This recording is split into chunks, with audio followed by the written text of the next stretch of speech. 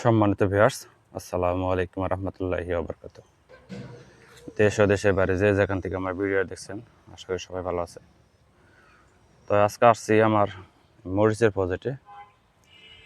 তো বিগত কয়েকদিন আমি এই মরিচের প্রজেক্টে ভিডিও দিতে পারি নাই।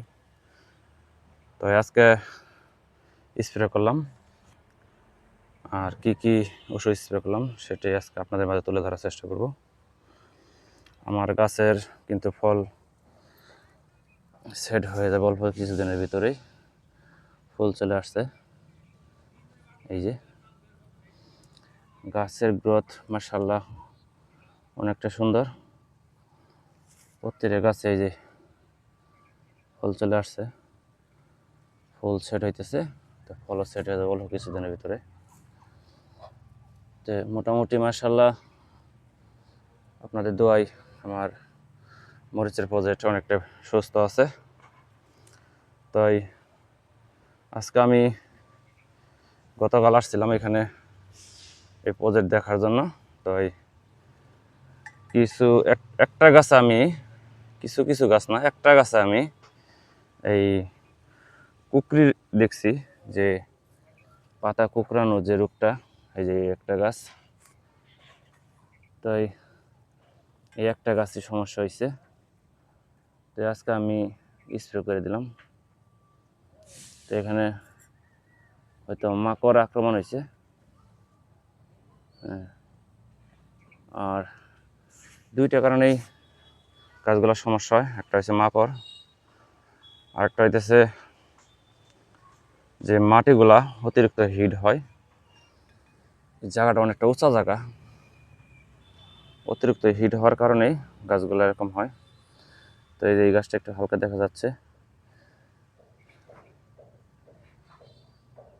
এই যে আপনাদের একটু দেখানোর চেষ্টা করি। এই যে মাকড়গুলা, এই যে পোকা, একদম এই যে ছোট ছোট ছোট ছোট পোকা। এই যে এখানে দুইটা পোকা দেখা যাচ্ছে।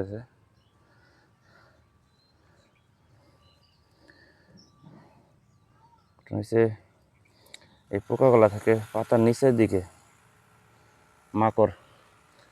তো আজকে আমি স্প্রে করে দিছি এই পুরাটা প্রজেক্টে। তাই আমার এই যে স্প্রে মেশিনের মাথায় আমি স্প্রে করার সময় আপনাদের দেখাইতে পারি নাই, কারণ আমি প্রজেক্টে নিজে একাই আসছি। এই প্রজেক্টে একাই স্প্রে করলাম। তো আপনাদের একটু দেখানোর চেষ্টা করি আমার পুরাটা প্রজেক্ট ঘুরাইয়া। মাশাআল্লাহ মোটামুটি গাছ অনেকটাই সুস্থ আছে। এই যে মাঝখানে আগাছা হয়ে গেছে, এই আগাছাগুলো এখন পরিষ্কার করে দেওয়া লাগবে, কারণ জমিতে যদি আগাছা থাকে তাহলে কিন্তু পোকামাকড় আক্রমণটা একটু বেশি হবে। এই যে গাছটা মোটামুটি মাশাআল্লাহ অনেক সুন্দর, মানে এই সিরিলা গাছগুলা প্রায় অনেকটা সুন্দর হয়েছে। তাই কিছু কিছু গাছ কিন্তু আবার ছোটো হয়, যে আপনাদেরকে দেখাই। এই গাছগুলো ছোটো কারণ আমি যখন রোপণ করি তখন ভরপুর বৃষ্টির ভিতরে রোপণ করছিলাম। কিছু কিছু চারা মারা গেছে, পরবর্তী এই চারাগুলো আবার এখানে দেওয়া হয়েছে। তো মাশাআল্লাহ যে পরের চারাগুলো মোটামুটি অনেকটা ভালো আছে। তাই পুরাটা প্রজেক্টের ভিতরে 2 থেকে 3টা গাছ সমস্যা। তো এই যে এখানে একটা গাছ নষ্ট হইতেছে, তো আপনাদের একটু দেখাই। এই একটা গাছ নষ্ট হয়ে গেছে, এটা গোড়াতে মোটামুটি পচন লাগছে। যে হ্যাঁ, গোড়াতে পচন লাগছে। তাই 2-1টা গাছ নষ্ট হবে, কারণ সব গাছ যে করে হবে তা না। কারণ প্রজেক্ট করতে গেলে, কৃষিকাজ করতে গেলে 2-4টা গাছ নষ্ট হবে, সেগুলা দেখা মন খারাপ করার কিছুই নাই। তাই বেশিরভাগ গাছে আর কি সুস্থ আছে, 2-4টে গাছ আর কি এরকম নষ্ট হয়েছে আর কি। তো আজকে আমি স্প্রে করলাম, যেটা বলতেছি এখানে স্প্রে করছে আজকে স্কোর, সিনজেন্টা কোম্পানির স্কোর।